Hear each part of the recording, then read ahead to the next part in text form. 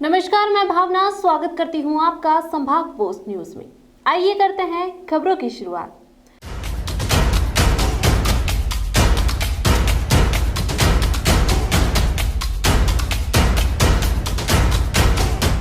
स्वर कोकिला लता मंगेशकर का इंदौर से गहरा नाता रहा है। स्वर्गीय लता मंगेशकर का इंदौर को लेकर एक पुराना वीडियो सोशल मीडिया पर वायरल हो रहा है, जिसमें वह बता रही हैं कि वह जब भी इंदौर आती थी तो उन्हें परिवार के साथ बहुत अच्छा लगता था। इंदौर में खाने की बात करते हुए उन्होंने कहा कि सराफा में दही बड़े और अन्य चीज़ें वह काफ़ी चाव से खाती थी।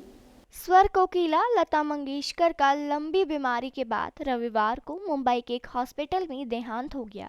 इसको लेकर इंदौर में रह रहे उनके परिवार के सदस्य और उनके नाती श्रीमती दिव्या प्रगट से चर्चा की। उन्होंने कहा कि स्वर कोकिला के घर वह ग्रीष्मकालीन छुट्टियां बिताने हर साल जाती थी और अधिकतर समय उन्हीं के साथ बिताया करती थी। आज उनके चले जाने से मन बहुत दुखी हो गया है। उन्होंने बताया कि इंदौर से लता नानी का गहरा नाता रहा है और जब भी इंदौर आना होता था तो वह उनके घर ही रुकती थी। साथ ही उन्होंने बताया कि एक बार की घटना से नाराज लता नानी फिर लौटकर इंदौर नहीं आई।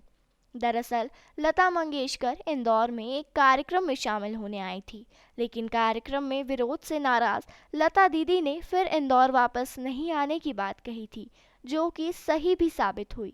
आज लता नानी इस दुनिया में नहीं है। उनके चाहने वाले करोड़ों प्रशंसकों को गहरा दुख हो रहा है। इंदौर के नारायण बाग में रहने वाली दिव्या प्रगट ने बताया कि आखिरी बार लता नानी से 5 साल पहले बात हुई थी। उन्होंने कहा कि लता नानी का यूं चले जाना देश के लिए बड़ी क्षति है। मैंने जो उनकी जो दुखद खबर सुन के तो मतलब मैं बोलने लायक भी नहीं रही हूँ। ऐसा हो गया कि कुछ शब्द ही नहीं है मेरे पास। और लेकिन जो मेरा जीवन मेरा पूरा जीवन ज़िंदगी के 22 साल जो मेरे बैचलर लाइफ के थे, उसके जो समर वेकेशन का सारा 3 महीना मैंने सब वहीं निकाला। मदर वहीं ले जाती थी, वहीं उन्हीं के संग नज़दीक रहती थी। मदर की मौसी थी वो।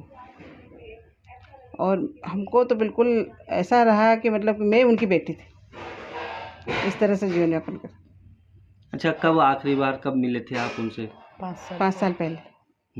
कैसा व्यवहार था, मतलब किस बहुत तरीके से? अच्छा मतलब उनमें तो कभी भी मतलब घमंड कभी आया ही नहीं। मतलब वो अपने हमेशा ज़मीन से ही जुड़ी रही। कितना भी कुछ होने आज भी सादा जीवन ही व्यतीत करते हैं। क्या कहना पड़ता था उनका इंदौर के लेकर? इंदौर से तो बहुत खुश थी वो, बहुत खुश थी पहले। मतलब इंदौर में तो मौसी का घर ही था, वहाँ आना जाना चलता रहता था। मौसी का घर प्रेम नगर में था, काड़े फैमिली। वहाँ हम लोग भी वहीं रहते थे। वहाँ वो आती थी, वो भी महीना 2 महीना रहती थी, समय बिताती थी। बहुत छोटे थे हम लोग तब तो उस टाइम का इंदौर भी कुछ अलग था। और उस टाइम के इंदौर में उनको बहुत सुहानापन लगता था, बहुत अच्छे से रहती थी। और यहाँ का खाना पीना सब कुछ उनको बहुत पसंद आता था। क्या ले जाते थे आप खाने वगैरह के लिए? जो उनको अचार, नमकीन और ये कुल्हड़ी पापड़ वगैरह सब ये चीज़ें बहुत पसंद आती थी। आप जाएंगे वहाँ पर अभी? जी हाँ, कल जाएंगे। मैं तो सोच रही थी अभी पंख लगते हो तो मैं तो उड़ जाती। उनकी यादें तो बहुत जुड़ी हम लोग, क्योंकि बचपन हमारा पूरा उन्हीं के यहाँ ही घर पे। गर्मी की छुट्टियाँ ने ननिहाल ने हमारा बॉम्बे। मम्मी का 3 महीने, हम 3 भाई बहन हैं, मम्मी हमको 3 महीने वहीं छोड़ देती थी। उनके घर में बहुत डिसिप्लिन था और मैं बचपन में बहुत शैतान थी, तो बहुत ज़्यादा ऐसा होता था कि वहाँ गए तो बिल्कुल डिसिप्लिन से रहना। बिल्कुल मम्मी पहले से हमको सिखा रही थी कि बिल्कुल वहाँ मस्ती नहीं करना, ये नहीं करना। तो हम बहुत, तो उनके पूरा घर डिसिप्लिन में रहता था। बिल्कुल एक डिसिप्लिन से बात करना, बैठना, खाना, हर चीज़ हमारा। तो वो चीज़ मैं अभी तक याद रखती हूँ कि वो ही डिसिप्लिन हमने वहाँ से सीखा है, जो अभी तक हमारे इसमें है डिसिप्लिन। अच्छा, सुना है कि आपकी शादी के समय भी आए हाँ, थे? मेरी शादी में आशा भोसले, उषा मंगेशकर सभी आई थी। करीबन 3-4 दिन रुकी थी वो यहाँ पर। दीदी को हम इसलिए नहीं लाए क्योंकि उनको लाना इन्हें बहुत बड़ी वो होती थी, और उनका सब करना, उनकी जेठ सुरक्षा थी उनकी। तो फिर हम लोग उनको नहीं, उनकी बहुत इच्छा थी कि आके रहें हम तुम्हारे घर, और उनको खेतों में रहना, खेत में जाना उनको बहुत पसंद था ये।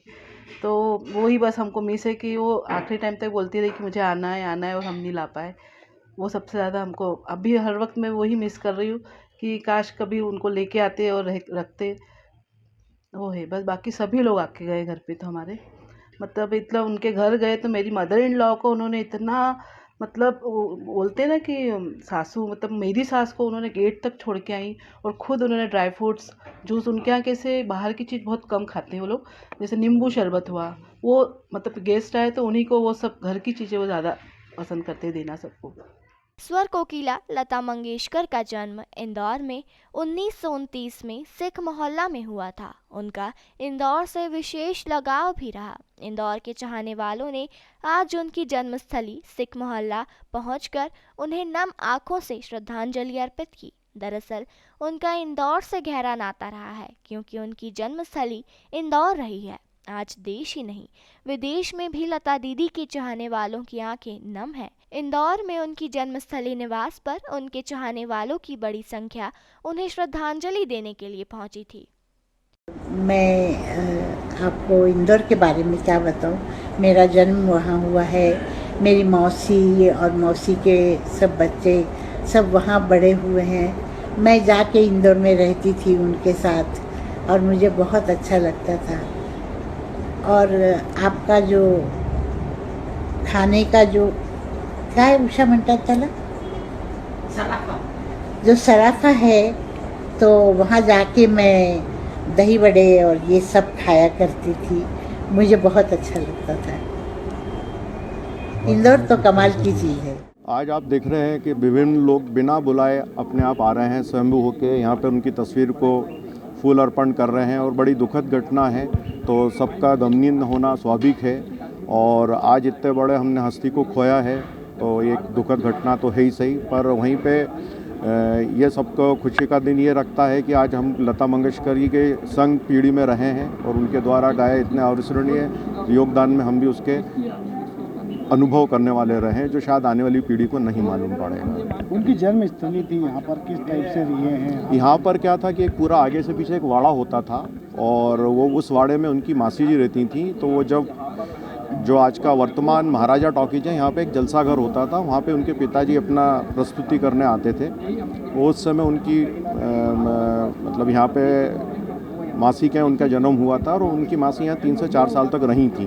उसके बाद फिर वो प्रेमनगर साइड में शिफ्ट हो गई और ये हमको 1976 में कंफर्म उन्होंने ही किया था। स्वर कोकिला के निधन की दुखद खबर से पूरे इंदौर में शोक की लहर है। उनकी जन्मस्थली इंदौर में भी शोक संवेदनाओं के दौर में बीजेपी के महासचिव कैलाश विजयवर्गीय ने भी उन्हें याद करते हुए श्रद्धांजलि अर्पित की है। कैलाश विजयवर्गीय ने शोक संवेदना व्यक्त करते हुए कहा है कि उनके गीत आज भी अमर है। वर्षों पहले उनसे मुलाकात कर इंदौर आने का आग्रह भी किया था, लेकिन किसी कारणवश वे इंदौर नहीं आ पाई थी। आज वह हमारे बीच में नहीं है, लेकिन उनकी आवाज़ और नगमे आज भी गुनगुनाए जाएंगे और कल भी गुनगुनाए जाएंगे। लता दीदी का जाना हम सबके लिए बहुत दुखद घटना है। इंदौर ही नहीं, देश ही नहीं, सारी दुनिया के वे संगीत प्रेमी जो उनकी आवाज़ के दीवाने थे, निश्चित रूप से आज बहुत दुखी हुए। मैं समझ सकता हूँ कि उनकी आवाज़ में वो ताकत थी कि कितना भी संत पुरुष हो, पर उनका जब प्रेम गीत चालू होता था तो उसके अंदर एक आनंद के लिए लहर ढूंढने लगी। कितना भी गैर जवाबदार व्यक्ति हो, पर उनके राष्ट्रभक्ति का गाना जब सुनता था तो उसके रगों में खून दौड़ने लगता था। कितना भी बेदर्द व्यक्ति हो, पर जब उनके दर्द भरे गीत सुनता था तो उनकी आंखों में आंसू आ जाते थे। ये उनकी आवाज़ की ताकत थी। लता जी का शरीर हमारे बीच में नहीं, पर उनकी आवाज़ जिंदा रहेगी, हमेशा जिंदा रहेगी, जब तक ये धरती है, जब तक जिंदा रहेगी। हम इंदौर के लोग बहुत दुखी है इसलिए कि वो इंदौर की बेटी थी। मैं मेयर था तब से चाहता था कि वो इंदौर आए, गया भी उनके पास, पर किसी एक घटना के कारण वो इंदौर आने के लिए तैयार नहीं थे। हम सब इस बात के लिए दुखी हैं कि वो इंदौर की बेटी होने के बाद भी अपने अंतिम समय में इंदौर नहीं आई। हम उनका स्वागत नहीं कर सके, हम उनका अभिनंदन नहीं कर सके। पर लता जी का जाना एक भारत के लिए नहीं, पूरे संगीत की दुनिया के लिए बहुत दुखद है। मैं उनके चरणों में विनम्र श्रद्धांजलि अर्पित करता हूँ। उनकी आवाज़ दुनिया जब तक रहेगी तब तक जिंदा रहेगी, शरीर उनका वहीं चला गया। लता मंगेशकर के निधन पर दुख जताते हुए इंदौर सांसद शंकर लालवानी ने कहा कि आज एक युग का अंत हो गया है। उन्होंने कहा कि इंदौर की बेटी और भारतीय सिनेमा की महान गायिका लता मंगेशकर जी के निधन की दुखद सूचना मिली है। उन्होंने कहा कि जब तक सूरज चांद रहेंगे तब तक उनके गीत हमारे बीच रहेंगे। बहुत ही दुखद समाचार है। स्वर कोकिला आदरणीय लता जी हमारे बीच में नहीं रही।